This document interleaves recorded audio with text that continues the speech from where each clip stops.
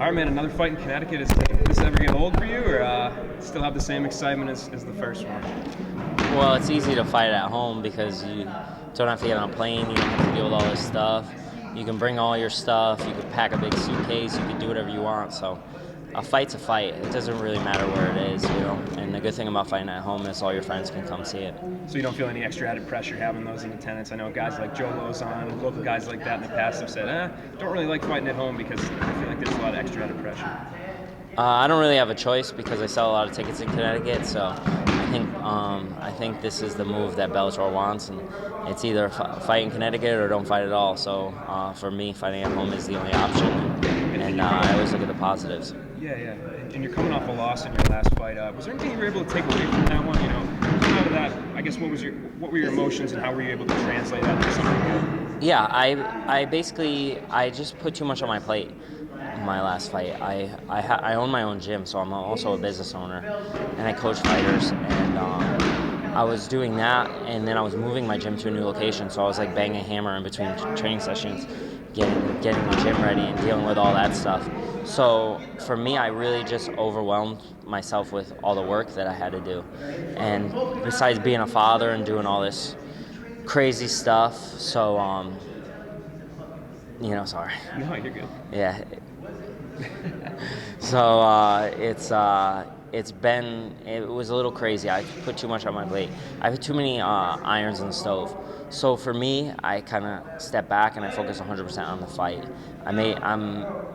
Everyone looks at me as like being inspiration and stuff like that, and I'm never really trying to be like that. I'm just trying to be a hard worker that is the best martial artist they can be, and just be a positive person just in general, just because that's who I want to be. But I'm also a human, and I make mistakes, and I put too much on my plate, and I pay for it. And do you feel like, after all these years, you're still getting better, you're still improving? I know a lot of times they say that you learn more from a loss than a win, so do you feel like this might be just like a little refresher that you need to get mentally, physically? Yeah, I deserve that. I try to do 3 fights in 5 months while opening a gym, while being a new father, and it's just like, I didn't schedule my time right, and I deserve what happened. I fought someone that was super motivated, that put everything they had into the fight, and it was close. And I shouldn't have left it that close. And you're fighting Zach Zane, a Dana White's Contender Series alumni like yourself.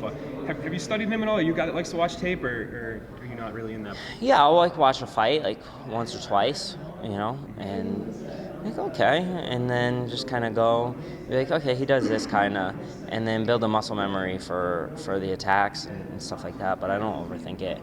I don't really think about him that much, honestly. I just think about myself and just being the best martial artist that I can. He's definitely talented, or else he wouldn't have won in Bellator. You have to be good to win in Bellator and to get this fight. But I just think I'm at the top level. I really know that I am and what I'm capable of, and if I go out and show it, and there's no stopping me.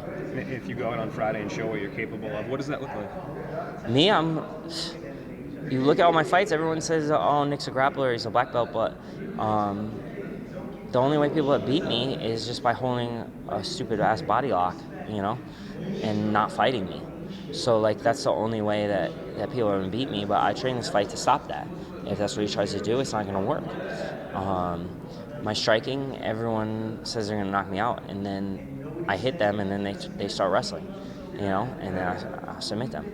But it's the truth. Watch any of my fights. You'll see it. And I think he thinks that he has a big advantage on me on the feet, and I know that's not the case, and I'm going to show him, and I'll draw the line in the sand, and if he wants to come out and bang with me, then he's going to be in trouble. Awesome.